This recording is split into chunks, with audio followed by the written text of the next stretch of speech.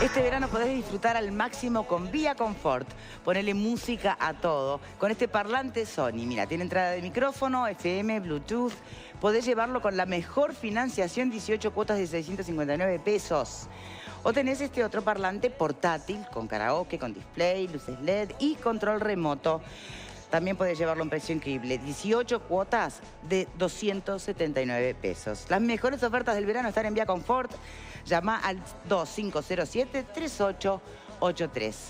Bien, y en este tercer bloque del programa vamos a intentar hacer una evaluación de lo que fue el acto en el día de ayer del movimiento Un Solo Uruguay. Para eso nos está acompañando uno de sus integrantes, es Fernando Nieto. Gracias por estar aquí. Gracias. Evaluación desde su perspectiva. Una evaluación muy positiva.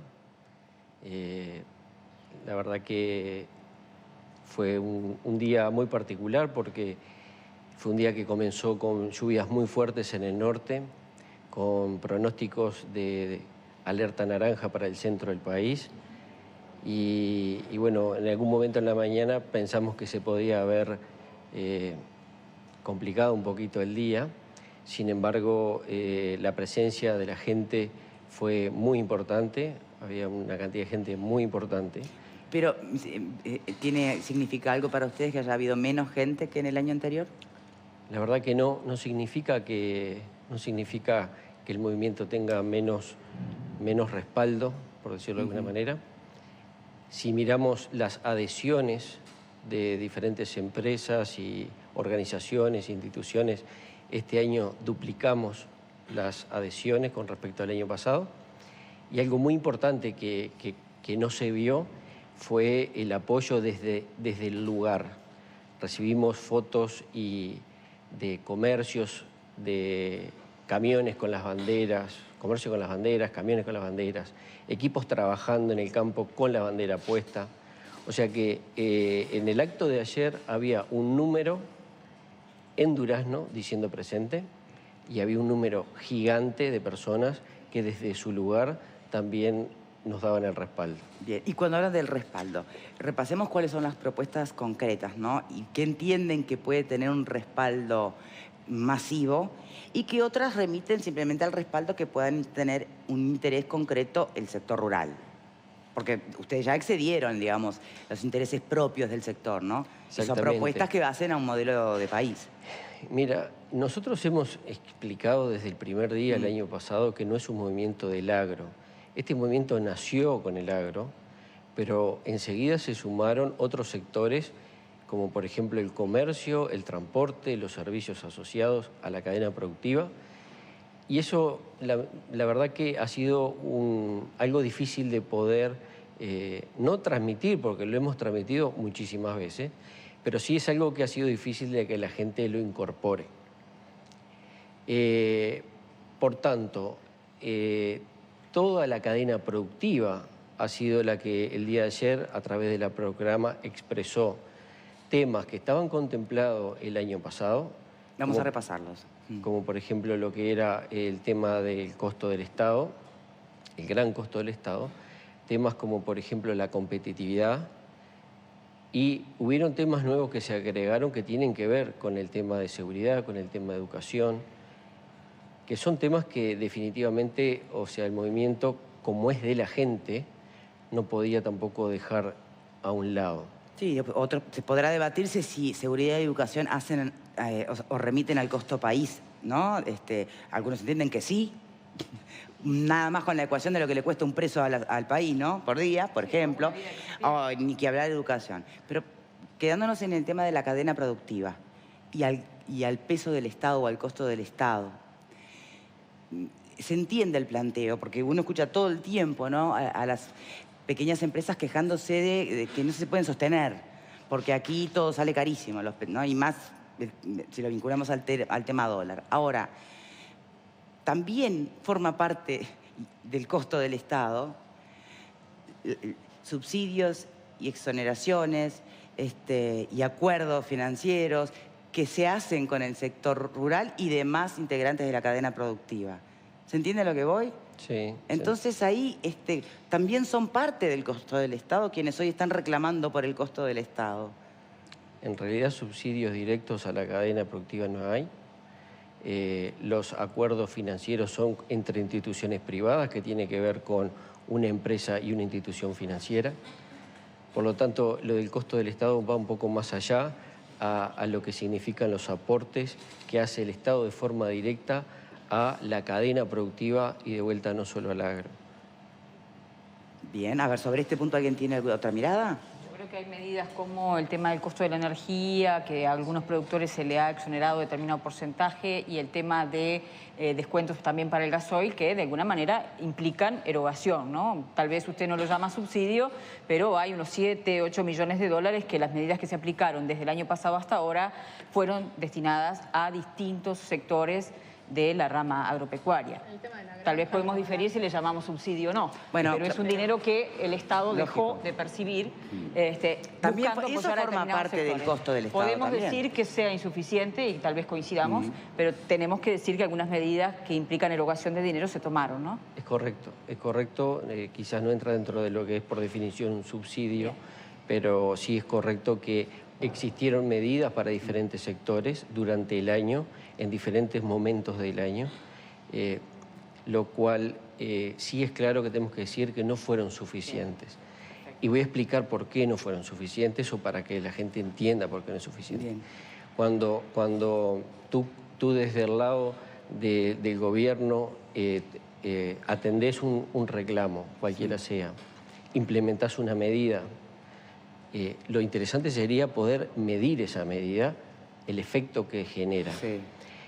Entonces, ahí creo que hubo un grandísimo debe, dado que durante el 2018 solamente en el rubro agrícola o agropecuario se perdieron o cerraron 2.000 empresas, más de 2.000 empresas, y en el país se perdieron más de 50.000 fuentes de trabajo.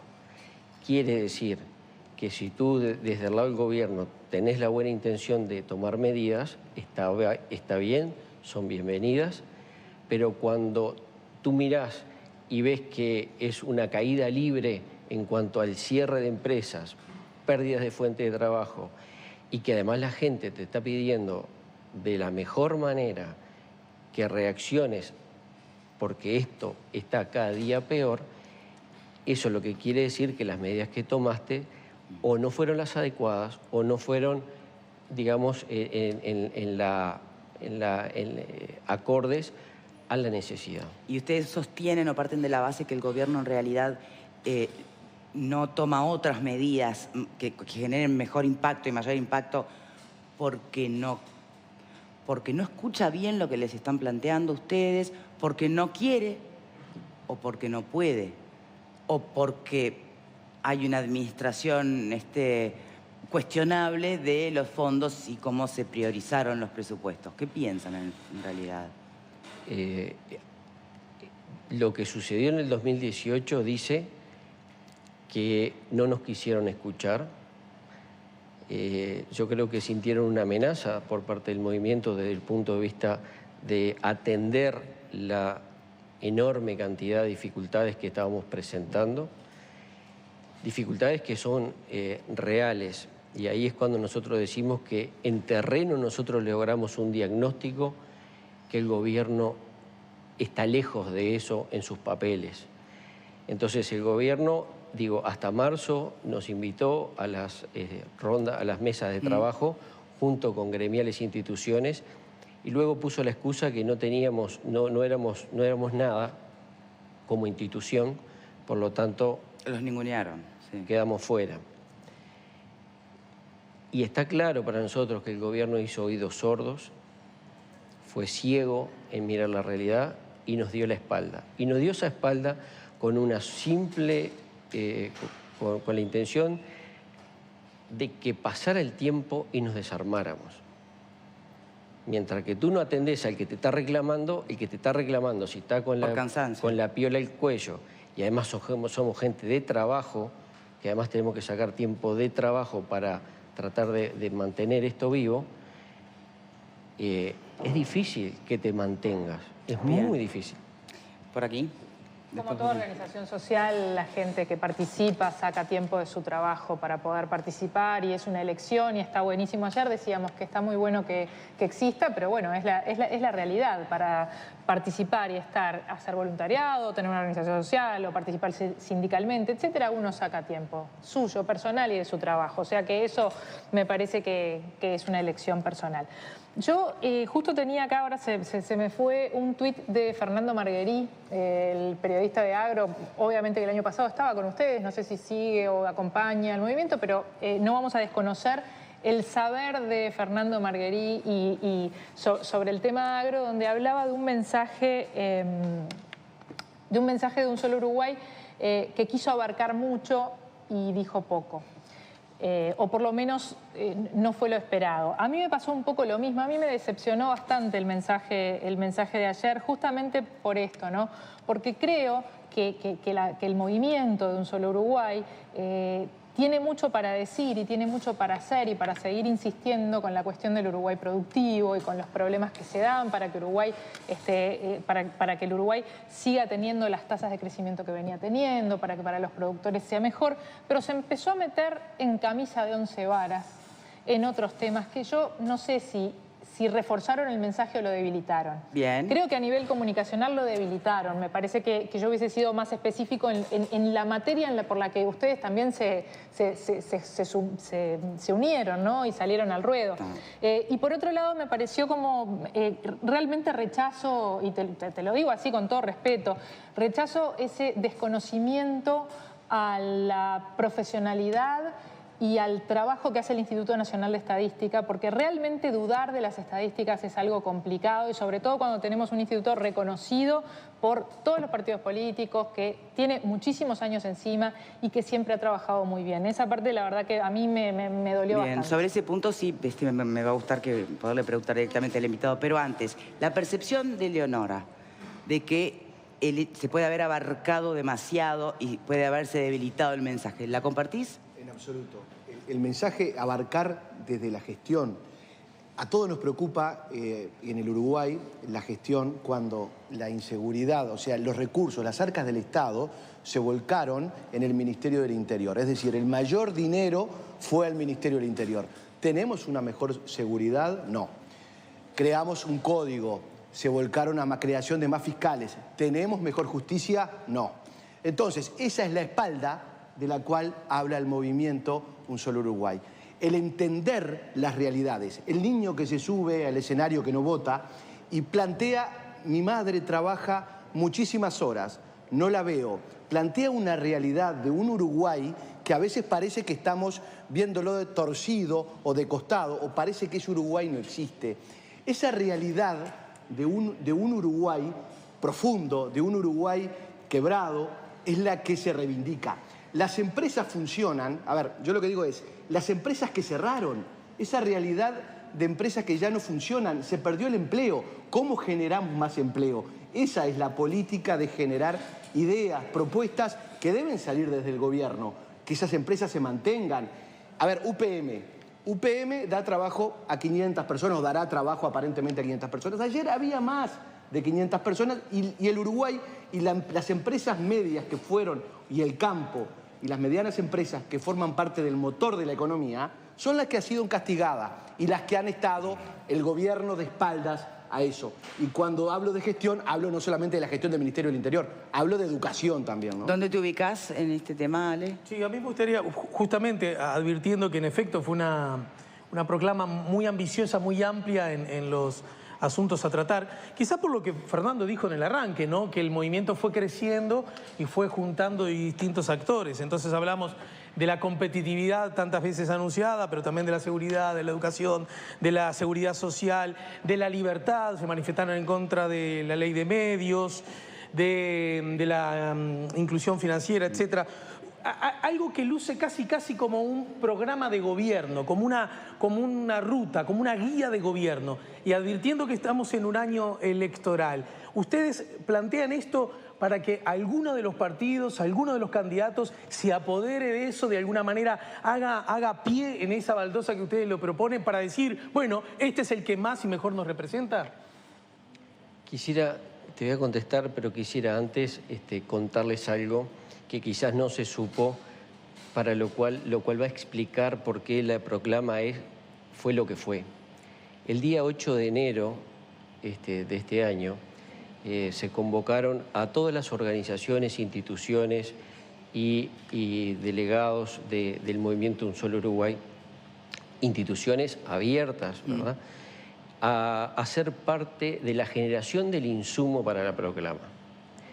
La proclama quizás es amplia, por definición, si tú querés, pero la proclama contempla el 100% de lo que 180 personas, representando a muchísimas instituciones, organizaciones, ONGs y personas individuales, el 8 de enero trabajaron en un formato de mesa de trabajo, donde habían en una mesa 10 personas de 8 rubros diferentes. Y de ahí surgió el insumo, porque se les pidió que hicieran propuestas en orden de importancia para la mesa. Bien. No hubo un tema de los que allí se plantearon que la proclama dejara fuera. Y te contesto aquí lo siguiente: esa proclama será amplia, pero esa proclama contempla la mayoría de las dificultades y necesidades que cualquier uruguayo común necesita, y que de alguna manera los presidenciables, ojalá, porque hasta ahora no hemos escuchado absolutamente nada, puedan tomar como buque insignias, si les sirve como insumo, y ojalá la mejoren en cada uno de los temas. Porque acá, de vuelta, no queremos ser absolutamente nada, simplemente somos generadores de diagnósticos, primero, de propuestas ahora, porque justamente comienza un año electoral y hasta ahora no hemos escuchado absolutamente nada, y sería muy interesante que todo este camino que va a comenzar no se desvíe y tengan como insumo también lo que una inmensa mayoría de estos uruguayos juntos formulan, y que si tú vas a la esquina de tu casa, al almacén, y le preguntás cuáles son sus dificultades, vas a ver que el 90% está contemplado en esa proclama. Acaba de decir que son, formadores de diagnóstico, y ahí me remito a cuando se plantea que no es la realidad lo que marcan los indicadores, porque en la calle se ve otra cosa. Eso es decir o explicitar que se miente desde el INE, por ejemplo, o se admite que puede haber una diferencia de criterios para la selección de ciertos indicadores. Nunca dijimos que se miente, no decimos que se miente. Quizás es el método, quizás es la forma, quizás es la muestra donde se toma y demás, la que genera números que quizás no van de acuerdo a lo que nosotros planteamos. Una gran diferencia, el movimiento es una red, una gran red. Nosotros, cuando hay una dificultad en un punto del país, así sea el más lejano o escondido, enseguida tenemos la información de cuál es la razón, qué pasa, qué no pasa, cómo está. Es una gran red de información, digamos, que manejamos con diagnósticos. Cuando hablamos de los diagnósticos es porque quienes participan y quien vierten la información son dolientes, Y entonces de ahí, y no queremos decir que la nuestra es justa, pero si tú mirás hoy los valores de inflación, la pregunta es si cada uno de nosotros, cuando vamos a un súper o vas y pensás en el año, a ver si el carrito te cuesta 7,8% más de enero a hoy, o en realidad, sin medirlo en números porcentuales y en plata, ¿no te parece que en realidad la verdad es diferente? Bien, faltaba hablar, Verónica. Después del acto de ayer, ¿ustedes hicieron alguna reunión de evaluación porque tú lo decías al principio, pero quienes lo vemos desde afuera, tuvimos la sensación de que el acto perdió fuerza, ¿no? Tal vez coincido con una proclama muy general, más específica fue la del año pasado, al hablar, por ejemplo, de áreas como la ley de medios y demás, parece que ya no hablamos de solamente esta cuestión de estas personas que están allí representadas, salvo que estén periodistas también en esta mesa, no lo conozco. Entonces, se mira, ustedes esperaban más de 50.000 personas, se habla de 13.000, y yo debo decirles que he participado en algunas conversaciones entre productores que decían, bueno, este año no vamos a ir porque está muy politizado el tema. ¿Qué piensan respecto a la falta de convocatoria o la convocatoria menor que tuvieron cuando en realidad esperaban redoblar ese esfuerzo del año pasado? Porque ustedes dicen además en la proclama que estamos peor este año. Y tenemos que cerrar este bloque, así que por favor el invitado Jack, es la reflexión final. A ver, el hecho de que hay gente muy golpeada. Hoy hay gente que está muchísimo más golpeada que el año pasado. Gente de Cerro Largo no tenía 200 pesos para pagar, para ir en un ómnibus entre todos. Hay gente que está muy... la misma logística que la organización. La misma logística además. Entonces, de vuelta, pero hubo una inmensa cantidad de personas que desde su lugar apoyaron, y les puedo mostrar registros de fotos, que adhirieron y apoyaron desde su lugar, porque también, producto del clima, ¿verdad? En el caso del agro, el clima no ha sido fácil. Ha habido hasta 3 veces que resembrar un cultivo de soja. Y la ventana con los pronósticos para adelante hacían que hubo gente que dijo, yo te apoyo desde acá con mi bandera en el tractor, pero me tengo que quedar. ¿Fuerza de alguna manera? A mí me parece que no. ¿Cómo va? O sea, no quita fuerza porque, en definitiva, no estoy ahí presente, pero estoy acá. Y la otra pregunta, yo creo que Un Solo Uruguay es un caso de estudio. Como organización social que hayamos transitado 12 meses vigentes y llegar hoy a un lugar, no importa el número, digo, la verdad, sinceramente, no existe hoy organización que sea capaz de nuclear ni siquiera la 1/4 parte de personas que además van pero a el número lo expresar... habían puesto ustedes, ¿no? Ustedes mismos hablaron de esa convocatoria. Sí, puede ser, pero lo que voy es que, digo... Señores, no hay tiempo más para los panelistas después de la pausa. Fernando Mieto, muchísimas gracias por habernos acompañado hoy. No sé si quiere agregar algo más, es ahora porque se nos va a la tanda. Vamos a seguir, como lo dijimos, ojalá que lo que propusimos, amplio o no, sea un insumo para que todos los uruguayos estemos mejor y caminemos en tolerancia y en paz. Bien, muchísimas gracias, integrante de Un Solo Uruguay. Pausa cuando regresemos, momento final de nuestros panelistas. Ya venimos.